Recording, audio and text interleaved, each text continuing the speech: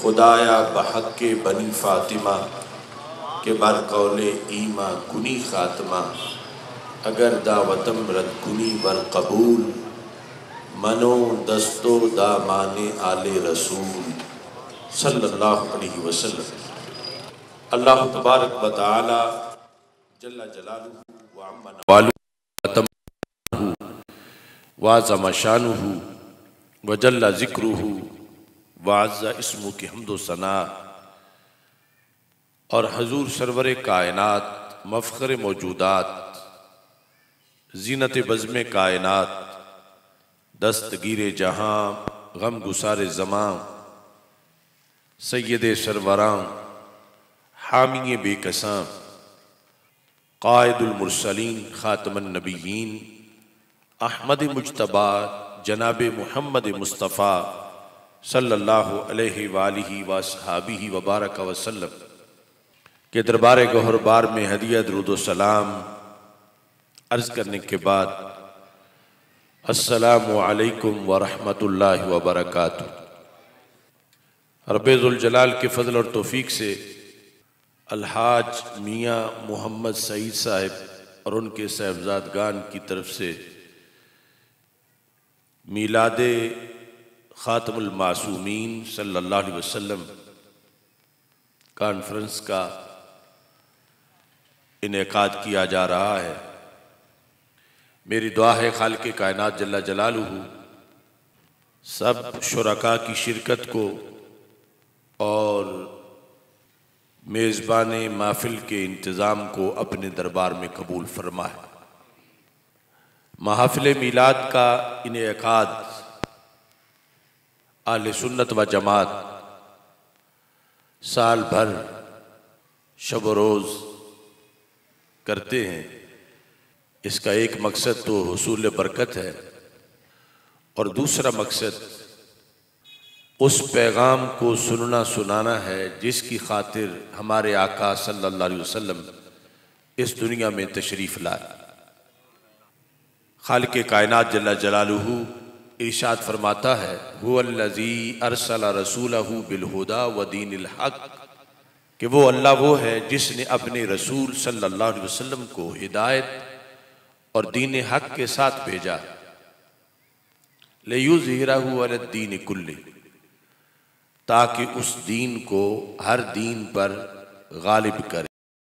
वलो करिहल मुशरिकून, ये बात अगरचे मुशरिकों को अच्छी ना लगे, इस दीन के गालिब आने वाली बात, लेकिन फिर भी अल्लाह ने हजूर सल्लल्लाहु अलैहि वसल्लम को इस दीन के गलबा के लिए दुनिया में भेजा। हमारे आका सल्लल्लाहु अलैहि वसल्लम आखिरी नबी हैं।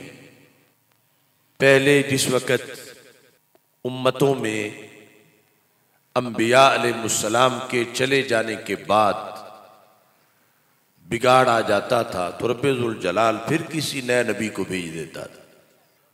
उस वक़्त उम्मतों की इतनी ड्यूटी नहीं थी जितनी ड्यूटी अंबिया अलैहिस्सलाम की थी कि बिगाड़ ख़त्म करना, इसके लिए नबी आते थे।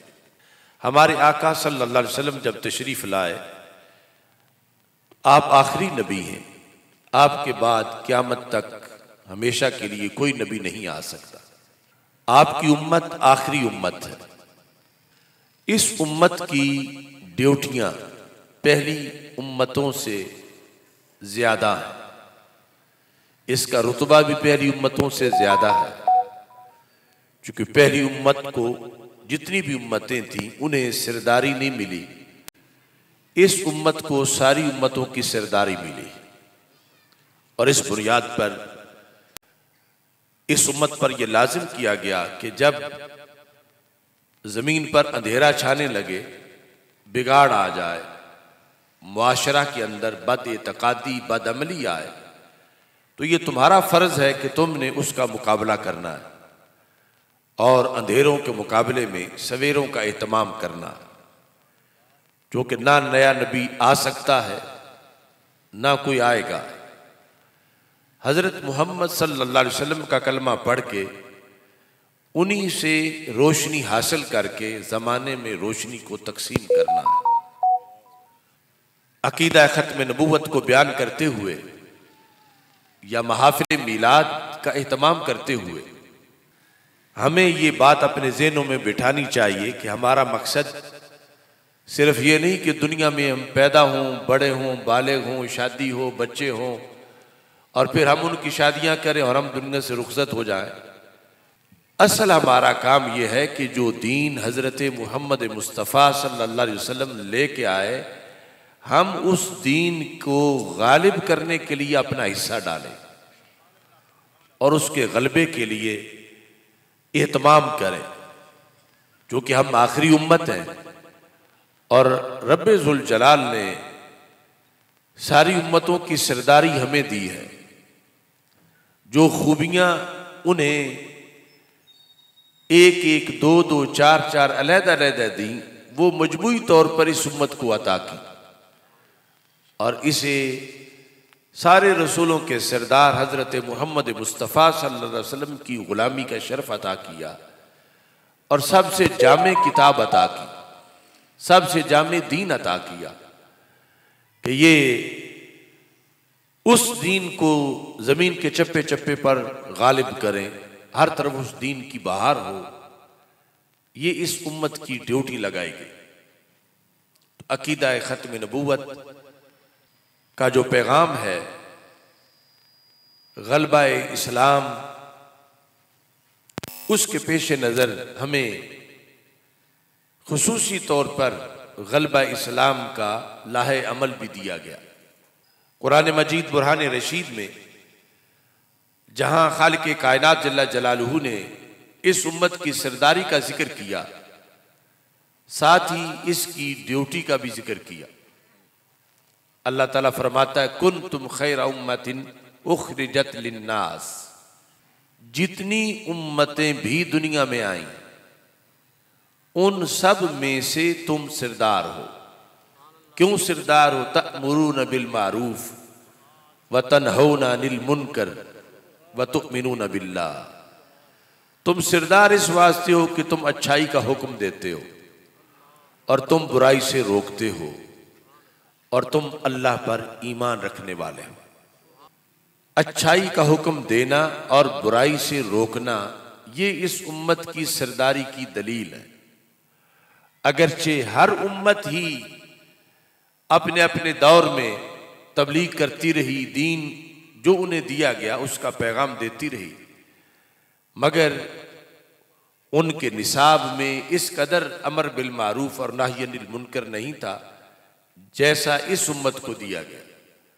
कि वहां तो मुकाबला करने के लिए खुद नबी होते थे, इधर नबूवत का दरवाजा बंद कर दिया गया और रसूल पाक सल्लल्लाहु अलैहि वसल्लम के गुलामों को क़यामत तक के लिए बदी का डट के मुकाबला करने का हुक्म दिया गया और नेकी फैलाने का हुक्म दिया गया। हमारे आका सल्लल्लाहु अलैहि वसल्लम ने इसी चीज को बयान करते हुए पहली उम्मतों का और अपनी उम्मत का एक तकाबुल सहाबा किराम रदी अल्लाह ताला अन्हुम के सामने जिक्र किया और अमली मैदान में जितनी मुश्किलात होती हैं और जो कुछ इंसान के लिए रुकावटें होती हैं और जैसे फिर इस उम्मत को अपना लाहेअमल बनाना चाहिए, हमारे आका सल्लल्लाहु अलैहि वसल्लम ने तफसील से उसका जिक्र किया। वो हदीस शरीफ जामे तिरमिज़ी में मौजूद है। आप फरमाते हैं कि पहली उम्मतों के अंदर बड़े बड़े मुबल्लिग पैदा हुए, बड़ी तकरीरें करते थे, बड़ा दर्स देते थे, बड़ा वाज़ो नसीहत का उन्होंने एहतमाम किया, मगर वो जिन बुराइयों के खिलाफ जिहाद करते थे उनमें कोई कमी वाक़ई ना हुई। मसलन मुआशरे के अंदर बदकारी, सूदखोरी, शराब नोशी, इस तरह की जो जराइम थे बनी इसराइल में ये कसरत से थे। तो रसूल पाक सल्लल्लाहु अलैहि वसल्लम इरशाद फरमाते हैं कि बिल आखिर उनके उलमा के आसाब ढीले पड़ गए कि हम रोज़ाना लोगों से झगड़ते हैं कि ये चीज़ हराम है, ये ना पियो, वो फिर भी पीते हैं। हम कहते हैं ये ना खाओ, ये हराम है, वो फिर भी खाते हैं। और इससे हमारे और लोगों के दरमियान नफ़रतें भी पैदा होती हैं। हम उन सख्ती से पेश आते हैं और वो फिर हमसे नफरत करते हैं और हमारी आपस में अदावत बढ़ जाती है। तो आखिर हमने भी इसी मुआशरे में जिंदा रहना है। और ये लोग जिनको हम तबलीग करते हैं, जब इनसे हमारा कोई मोहब्बत का रिश्ता नहीं होगा तो हम इनसे कोई फायदा भी हासिल नहीं कर सकते, तो हम जिएंगे कैसे? तो रसूल अकरम सल्लल्लाहु अलैहि वसल्लम इरशाद फरमाते हैं, उन मुबल्लिगीन ने, उलमाए बनी इसराइल ने और बनी इसराइल की आवाम ने आपस में करीब होने का एक मंसूबा बनाया। करीब होने के मंसूबे में उन्होंने एक दूसरे के पास आना जाना शुरू किया मोहब्बत बढ़ाने के लिए। फजालसूहुम फाकलूहुम वशारबूहुम, वही जो मुबल्लिगीन थे उन्होंने उन्हीं बदकारों के साथ मिल के दावतें खाना शुरू की और आपस में खुर्दोनोश का एहतमाम किया। दरबल्लाहु कुलूबा बादिहिम बिबाद, बिल आखिर उनकी उस अमल के नतीजे में अल्लाह ने उनके दिल आपस में मिला दिए। यानी जिन्हें पहले गुनाह एक दाग लगता था और वो बड़े पारसा थे और तकरीरें करते थे, उन्हें गुनाह महसूस ही ना होने लगा। आपस में उनके दिल एक हो गए। वो खतीब और मुआशरे के बुरे लोग एक पेज पर इकट्ठे हो गए। रब्बे जुल जलाल फिर पूरे मुआशरे पे नाराज हुआ और अल्लाह ने उन पर लानत की। जब इस तरह बनी इसराइल के उलमा, बनी इसराइल के खतीब और बनी इसराइल के मुबल्लिगीन मुआशरे की नाहमवारियों के आगे लेट गए, थक गए और तबलीग बंद कर दी उन्होंने कि इन्हें फायदा नहीं होता तो हम खामखा इन्हें नाराज किए हुए हैं, हम इनसे यारी दोस्ती करें जैसे भी हैं और हम भी खाएं, ये भी खाएं। ये सब कुछ मंजर पहली उम्मतों का हमारे आका सल्लल्लाहु अलैहि वसल्लम के सामने था और आपने सहाबा के सामने वो बयान किया। जब आप बयान कर रहे थे तो आपका अंदाज ये था कि आप टेक लगा के बैठे हुए थे, लेकिन जब यहां तक बात पहुंची तो हमारे आका सल्लल्लाहु अलैहि वसल्लम ने अपनी उम्मत का तज़किरा छेड़ा। आपने फरमाया वो तो थे कि जो सिरदार नहीं थे, तुम हो सिरदार। वो थे कि वो आखिरी नहीं थे, तुम हो आखिरी। यानी रब्बे जुल जलाल ने उन्हें दिखाने के लिए कि उम्मत तो यूं होती है, तुम्हें भेजा है कि तुम उनका कफारा बन के आए हो। तुम्हारे जरिए से रब ने उनको क़यामत के दिन पूछना है कि देखो तुम क्या करते रहे हो, और ये भी थे कि जिन्होंने मेरी बात पूरी की है। तो हमारे आका सल्लल्लाहु अलैहि वसल्लम टेक छोड़ के बैठ गए और आपने कसम उठाई।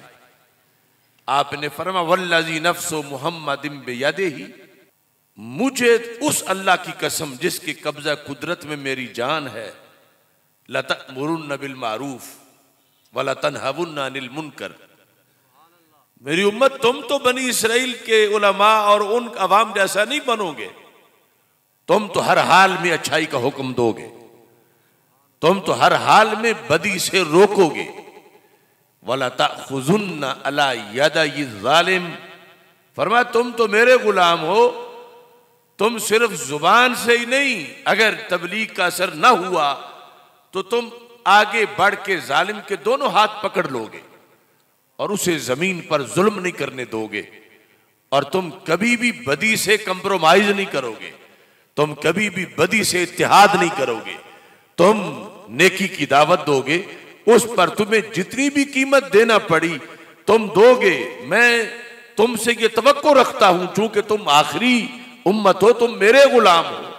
तुम में और पहलों में ये फर्क नजर आना चाहिए कि वो तो बिल आखिर लेट गए, उनके आसाब ढीले पड़ गए, लेकिन अब कोई नबी और नहीं आएगा मेरे पैगाम को लेकर तुमने क़यामत तक जाना है और उसके लिए तुमने ये एहतमाम करना है कि हमेशा अच्छाई का हुक्म करना है, अगरचे कोई सुन के कबूल करे या ना करे, और बदी से तुमने रोकना है।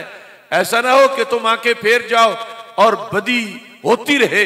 और साथ फरमाया अगर तुमने भी वैसे ही किया जैसे बनी इसराइल ने किया था तो फिर अल्लाह तुम पे भी वैसे ही लानत करेगा जैसे माज़अल्लाह उन पे लानत की थी। ये खुतबा हमारे आका सल्लल्लाहु अलैहि वसल्लम ने अपने सहाबा को दिया कि आगे उम्मत तक ये बात पहुंचे। ये अमर बिल मारूफ और नाही अनिल मुनकर का फरीजा है, जिसके नतीजे में 14 सदियों में दीन हिफाजत से हम तक पहुंचा है और अगली नस्लों तक दीन तब पहुंचेगा जब हम इस फरीजे को निभाएंगे। अगर इस फरीजे से माज़अल्लाह हम गाफिल हो जाएं तो फिर ये अल्लाह ने तो दीन बाकी रखना है लेकिन हमारा उसमें कोई हिस्सा नहीं होगा और फिर हमें क़यामत के दिन उसका जवाब देना पड़ेगा कि तुम्हारे होते हुए दीन बेघर हुआ, गरीबुल वतन हुआ और तुम उसे देश ना दे सके, घर ना दे सके, अपना दिल ना दे सके। तो इस बुनियाद पर हमारे आका सल्लल्लाहु अलैहि वसल्लम ने फरमा बाद अल इस्लाम व गरीबा व सयूद व गरीबा फतूबा लिल गुरबा। फरमा जब ये इस्लाम निकला था, शुरू हुआ था, आगाज था, तो ये अजनबी था, इस्लाम अजनबी था, इस्लाम परदेसी था। मतलब क्या है कि अहले इस्लाम परदेसी बन गए। इन्हें अपना घर मदीना मक्का मुकरमा छोड़ के मदीना मुनव्वरा जाना पड़ा। फिर इस्लाम को एक ताकत मिली, छा गया। फरमा सयूद व गरीबा, फिर वक्त आएगा कि इस्लाम परदेसी हो जाएगा, अजनबी होगा। आज जिस जमाने में हम जी रहे हैं इसमें सूरत हाल यह है कि इस्लाम परदेसी है, अजनबी है, लेकिन तकाजा हमसे क्या है कि उसे गालिब करो, उसे हर तरफ गालिब करो, उसकी हुकूमत हो, उसका राज हो, उसका निजाम हो, उसके तरीके लोगों के अंदर मौजूद हो, वो सिर्फ किताबों में लिखा ना हो बल्कि अमलन लोग उस पे अमल करते हुए नजर आए। तो हमारे आका सल्लल्लाहु अलैहि वसल्लम ने फरमाया फतूबा लिल गुरबा। जब ऐसी कमजोरी आ जाए कि इस्लाम सिमट के कुरान में, मसाजिद की अलमारियों में और किताबों में रह जाए और अमलन लोग फैशन के गुलाम बन जाएं और यहूदो नसारा की तकलीद शुरू कर दें, उनके फैशनों में आ जाएं, फरमाया तूबा लिल गुरबा। उस जमाने में जिसने मेरे इस्लाम का झंडा उठा लिया, सरकार फरमाते हैं मैं आज उसको जन्नत की टिकट अता करने वाला हूं। खत्म नबूवत का जलसा हो या मिलाद शरीफ का जलसा हो, जुमा हो, जमात हो, सबका मकसद यह है कि इस्लाम जो कि इस वक्त गरीबुल वतन है, हम उस इस्लाम को अपना आप पेश करें, अपने घर पेश करें, अपना मुल्क पेश करें और उस इस्लाम की गरीबुल वतनी खत्म करें। इस्लाम को हम अपने मुल्क में आबाद करें, कायम करें उसके निजाम को। और इस रास्ते के अंदर इंसान जितनी मेहनत करता है, जितनी कोशिश करता है, पूरा दीन नाफिज करना अपने ऊपर और उसकी दावत देना, किसी एक सुन्नत को जिस वक्त कोई जिंदा करता है तो मेरे आका सल्लल्लाहु अलैहि वसल्लम इरशाद फरमाते हैं मन तमस्सका बिसुन्नती इंदा फसादी उम्मती फलहु अज्रु मियाति शहीद। कि जब मुआशरे में बिगाड़ आ चुका हो, लोग वो तरीके छोड़ के जिन्हें देख के रब खुश होता है, लोग शैतानी तरीकों में गैरों के निजाम अपना चुके हों, फरमा उस वक्त जो बंदा मुआशरे में सिर्फ एक सुन्नत को जिंदा कर दे, अल्लाह उसे 100 शहीदों का सवाब अता फरमा देता है। हक ने कर दी दोरी दोरी खिदमतें तेरे सपुर्द, खुद तड़पना ही नहीं औरों को तड़पाना भी है। खुद सरापा नूर बन जाने से कब बनता है काम, तुझको इस जुल्मत कदे में नूर फैलाना भी है। तो ये हमारी ड्यूटी है, पैदा होना, बड़े होना, शादी होना, आगे फिर औलाद होना, उनकी शादियां होना, ये तो एक ज़िम्नन चीज है। ये खाने पीने का निजाम तो जानवरों में भी चल रहा है। हम अशरफुल मखलूकात हैं, हम खैरुल उम्मत हैं, हमें कुरान दिया गया, हमें दीन दिया गया, हमें आखिरी उम्मत बनाया गया, हमें नबियों के सुल्तान सल्लल्लाहु अलैहि वसल्लम की गुलामी का शरफ दिया गया। इस बुनियाद पर हमें दीन के गलबा का मिशन दिया गया है और उसमें सिर्फ खुद नेक बन जाना काफी नहीं, औरों को नेक बनाना भी जरूरी है, अपने मुआशरे को, अपने माहौल को। और उसके लिए सबसे पहले अपने अकायद की इस्लाह जरूरी है और अकायद की इस्लाह के साथ फिर सारे आमाल की इस्लाह जरूरी है। और इस रास्ते में इंसान चल पड़े, अगरचे वो मंजिल पे ना भी पहुंचे, इस रास्ते की बरकत इतनी है कि फिर भी वो फेल नहीं होता। क़यामत के दिन अल्लाह उसको जन्नत में बुलंद मकाम अता फरमाता है। इब्ने माजा में यह हदीस शरीफ है और ये हर मोमिन की पूरी जिंदगी का लहे अमल है। यानी ये दीन पढ़ना सिर्फ चंद उलमा के लिए जरूरी नहीं, जिस बंदे पे नमाज फर्ज है उस पर नमाज के मसाइल भी फर्ज हैं जैसे नमाज फर्ज है। जो बंदा ताजिर है उस पर तिजारत के मसाइल फर्ज हैं जैसे उस पर नमाज फर्ज है। पूरा दीन पढ़ना, स्पेशलिस्ट बनना, अगरचे वो फर्ज किफाया है, लेकिन अपनी जरूरत का दीन पढ़ना तो फर्ज आइन है। तो हमारे आका सल्लल्लाहु अलैहि वसल्लम फरमाते हैं, मन जाअहुल मौत वहुव यतलुबुल इल्म लियुहय्यिय बिहिल इस्लाम बैनहु व बैनन नबिय्यीन दरजतुन वाहिदा फिल जन्नह। ये जितनी मजालिस हैं, जुमे का इज्तिमा है, दरसे कुरान है, किताबें पढ़ी जाती हैं, लिखी जाती हैं, मुताला किया जाता है, मोमिन का निसाब यह है कि उसके अंदर गलबा इस्लाम की एक जज्बा उसके अंदर मौजूद हो।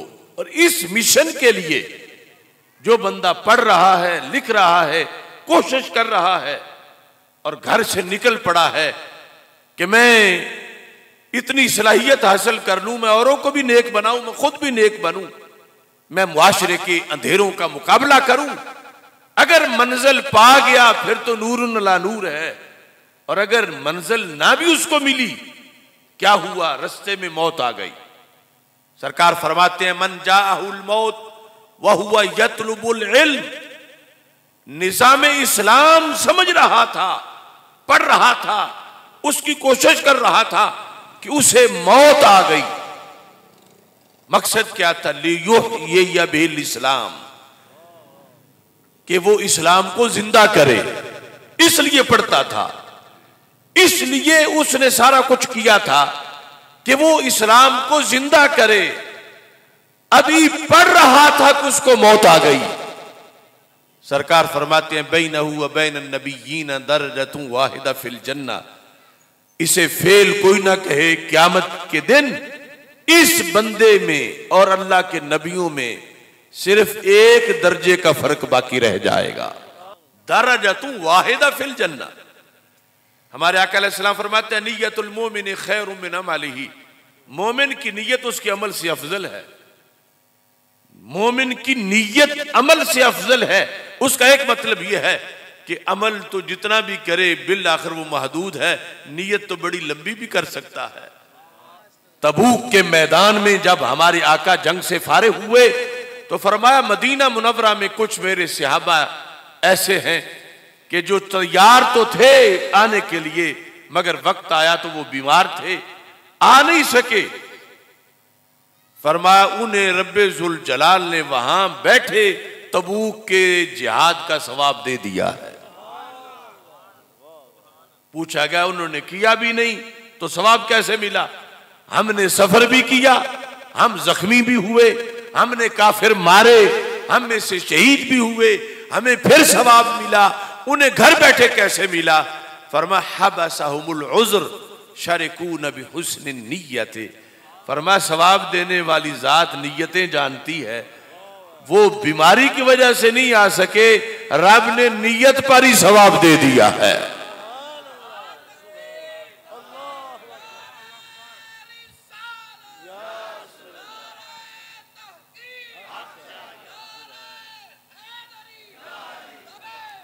लब्बैक लब्बैक या रसूल अल्लाह। तो इस बुनियाद पर बंदे की नीयत होनी चाहिए, जज्बा तो होना चाहिए। और ये इस दीन की बरकत है कि नीयत सच्ची हो, बंदा रास्ते में ही रह जाए, मंजिल ना भी पा सके। इस रास्ते में अगर वो मौत आ गई उसकी, कि उसके अंदर जज्बा है कि दीन गालिब होना चाहिए, जज्बा है कि किस लिए इस्लाम गरीबुल वतन है, इसे वतन देना चाहिए, हर तरफ इस्लाम नजर आना चाहिए, हमारे किरदार के अंदर इस्लाम जिंदा नजर आना चाहिए, उसे ये जज्बा है। अगरचे ये मंजिल मिल नहीं सकी मगर वो तड़प इसके लिए रहा था, तो सरकार फरमाते हैं क़यामत के दिन सिर्फ जन्नती नहीं होगा, इतनी ऊंची जन्नत पे होगा कि बैनहु व बैनन नबिय्यीन दरजतुन वाहिदा फिल जन्नह, कि उसमें और नबियों में सिर्फ एक दर्जे का फर्क बाकी रह जाएगा। तो इस बुनियाद पर ये जितने भी हमारी मजालिस महाफिल हैं उनका ये पैगाम है, और आज भी इसी पैगाम के लिए मैं यहाँ हाजिर हुआ हूँ। हमें खुद भी इस मकसद के लिए आगे बढ़ना है और औरों को भी इस दीन की तरफ मुतवज्जे करना। अगर खुदा न खास्ता ऐसा हो कि हम इस चीज से लाताल्लुकी कर ले कि कोई अगर बदी फैल रही है तो फैलती रहे, हमें क्या है, अगर कोई बद एतकादी फैल रही है तो फैलती रहे, हमें क्या है, हम तो सही उल अकीदा है, हम तो नमाज पढ़ते हैं, हमारा अमल तो सही है, हमारे बच्चे तो गाने नहीं सुनते, अगर मुआशरे में लोग फिल्में देख रहे हैं तो हमें क्या है। अगर ऐसी पॉलिसी उम्मत में आ जाए तो फिर नेकों की नेकी भी कबूल नहीं होती। नेकों की नेकी भी तब कबूल होती है जब वो औरों को नेकी की दावत देते हैं, और इसी वजह से दीन हम तक पहले पहुंचा है और आगे ऐसे ही जाएगा। एक हदीस बयान करते हुए, चूंकि सबक के तौर पर मैं ये चंद बातें अर्ज कर रहा हूं जो हर वक्त हमें ज़हन में रखनी चाहिए।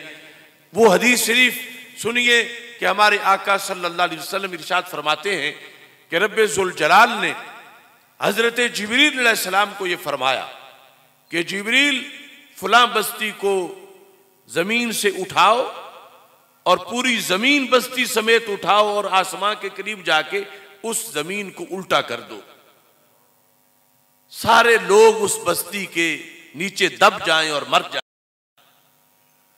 तो हजरत जिब्रील अलैहिस्सलाम सारी बस्ती के लोगों से वाकिफ थे कि बड़े बड़े शराबी हैं, जानी हैं, बदकार हैं, चोर हैं, डाकू हैं, लेकिन उसी बस्ती में एक सूफी साहब भी हैं और सूफी भी चोटी के हैं।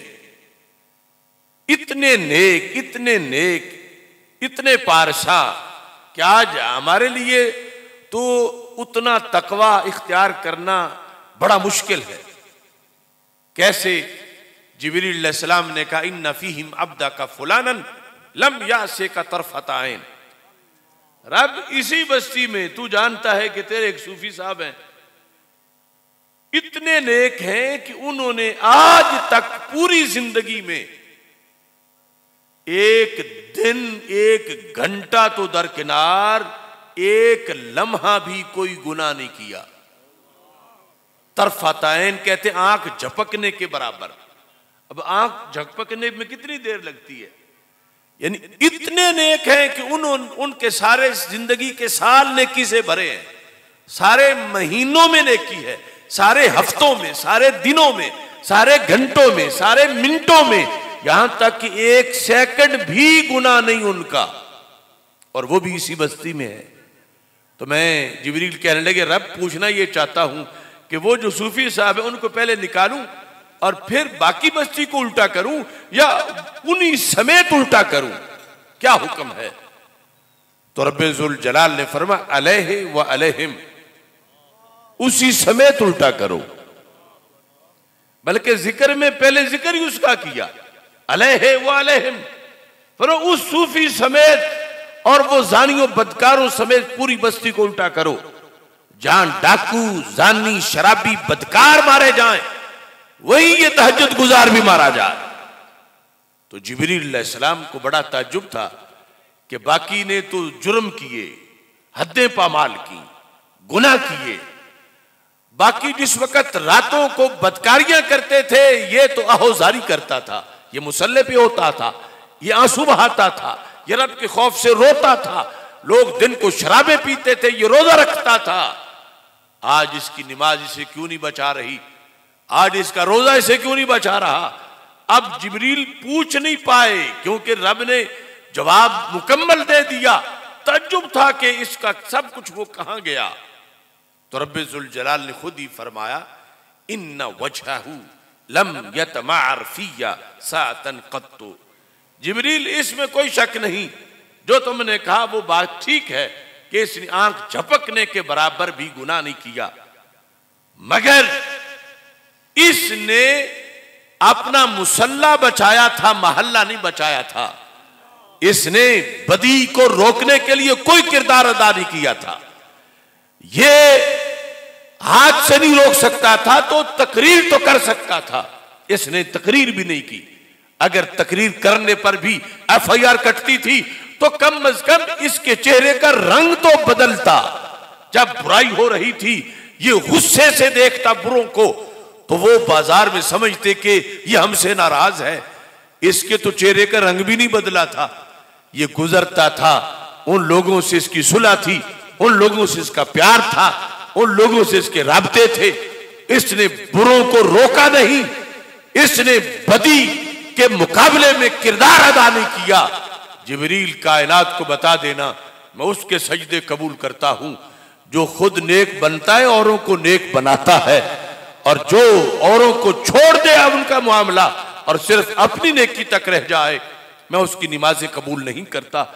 इतनी बड़ी पारसाई वाला जब मारा गया कि उसने औरों का लिहाज नहीं किया, औरों को तबलीग नहीं की, बदी को रोकने के लिए कोई किरदार अदा नहीं किया, तो फिर हमारे तो पल्ले ही कुछ नहीं। इसलिए इस आखिरी उम्मत पर अमर बिल मारूफ और नही अनिल मुनकर का फरीजा सबसे बढ़कर लाजिम किया गया। और यहां से यह भी पता चला कि बदी के खिलाफ एहतजाज जुबान से यह तो बड़ी बात है, बंदे को सिर्फ गुस्सा आ जाए तो अल्लाह के दरबार में हाजिरी फिर भी लग जाती है कि फलां के चेहरे पे रंग उसका बदल गया था, मुआशरे में था वो, मगर वो उनका साथी नहीं था। उसने अपने चेहरे के रंग से बताया कि लोगों बाज आ जाओ, मैं तुम्हारे साथ नहीं हूं, तुम गलत कर रहे हो, छोड़ दो इस तरीके को। इसलिए हर मोमिन पर यह जरूरी है, ये सिर्फ खतीब पर, पीर तरीकत पर, आलिम दीन पर, मुफ्ती पर लाजिम नहीं, ये हर मोमिन पर लाजिम है कि वो किसी न किसी तरीके से अमर बिल मारूफ और नही अनिल मुनकर का एहतमाम करे। यही मकसद है रसूल पाक सल्लल्लाहु अलैहि वसल्लम की दुनिया में जलवागरी का और महफिल मीलाद का, और इसी के लिए ये पैगाम याद कराने के लिए नस्ल नौ को और सबको ये एहतमाम किया जाता है। मेरी दुआ है खालिक़ कायनात जल्ला जलालुहू इस महफिल को अपने दरबार में कबूल फरमाए और अल्लाह ताला हम सबको इस दीन का झंडा मजीद बुलंद करने की और दीन को गालिब करने की तौफीक अता फरमाए। वाखिरु दावाया अनिल हम्दुलिल्लाहि रब्बिल आलमीन।